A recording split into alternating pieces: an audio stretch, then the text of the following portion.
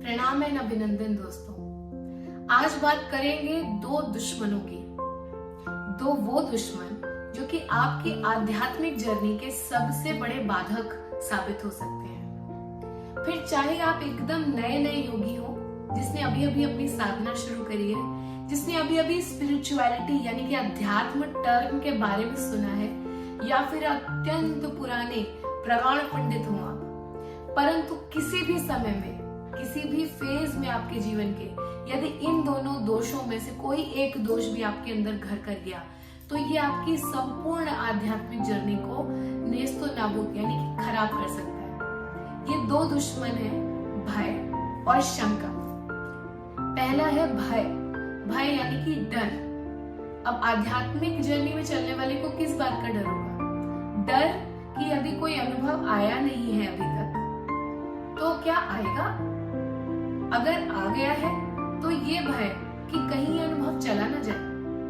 आज हम ध्यान में बैठते हैं, हमें अत्यंत खूबसूरत अनुभव होते हैं, हमें कई सारी चीजें दिखाई देती हैं, विजुअलाइज होती हैं, कभी हमें ईश्वर के दर्शन हो जाते हैं, कभी हमें पहाड़ दिखते हैं, हमें अलग अलग प्रकार के अनुभव होते हैं, हमारे चेहरे पर एक स्माइल, कभी कभी आंखों में थोड़े बहुत आंसू आ जाते हैं, और इस एक प्रकार के अनुभव को हम अत्यंत दिल से प्रेम करते हैं। पर क्या होता है जब समय आगे बढ़ता है, अगर आप एक किताब पढ़ रहे हैं, तो जब आप उस किताब के पन्ने पलटेंगे तो किसी किताब के पन्ने पर चित्र होंगे, किसी किताब का पन्ना बिल्कुल सादा होगा, किसी पे सिर्फ अंक लिखा होगा अगले चैप्टर का। तो सिर्फ कुछ समय के लिए यदि अनुभव रुक जाए, तो इसका मतलब ये नहीं होता कि आप आगे नहीं बढ़ रहे हैं। इसका मतलब ये होता है कि अगले चैप्टर का चित्र अभी आना बाकी है। तो इसलिए भय आपकी आध्यात्मिक जर्नी में आपको रुकावट डाल सकता है, रोक सकता है। दूसरा आता है शंका।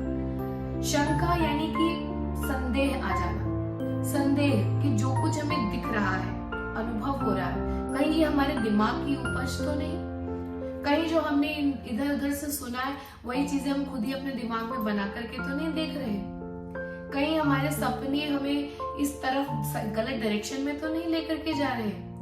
तो ये दोनों भय और शंका आपके होते हुए काम को भी रोक सकते हैं। ये सिर्फ आध्यात्मिक जर्नी के ही नहीं, किसी रिश्ते में देख लीजिए, या जीवन में आप कोई काम करना शुरू करिए, किसी में भी भय और शंका यदि घर कर गए तो आपका समय समझ लीजिए चौपट हो गया।